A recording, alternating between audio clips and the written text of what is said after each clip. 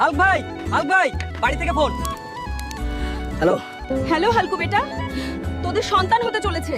তোর স্ত্রী খুব অসুস্থ বোধ করছে, তাড়াতাড়ি বাড়ি চলে আয়। স্যার, আমার স্ত্রী প্রেগনেন্ট। আমার 1 মাসের ছুটি দরকার। 1 মাস না রে, তোর জন্য 2 মাসের ছুটি। ভালোভাবে বাবা হয়ে ফিরে আয়। সাদিয়া, তোমার কিচ্ছু হবে না। ডাক্তার বাবু, অপারেশন শুরু করো রে।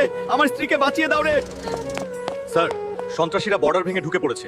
আপনাকে এখনই যেতে হবে। মা, আমায় যেতে হবে। হালকু, তুই কেমন স্বামী রে?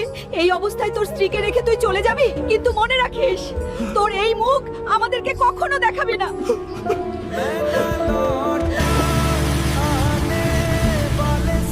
হাল্ক, সন্ত্রাসীরা আমাদের 312 নম্বর চেকপোস্ট দখল করার জন্য এগিয়ে আসছে। তোমাকেই সেটি রক্ষা করতে হবে। স্যার, আমি মরে গেলেও দেশ বাঁচাবো। এই নিন স্যার, আমার কিছু হয়ে গেলে এটা আমার স্ত্রীর হাতে পৌঁছে দেবেন।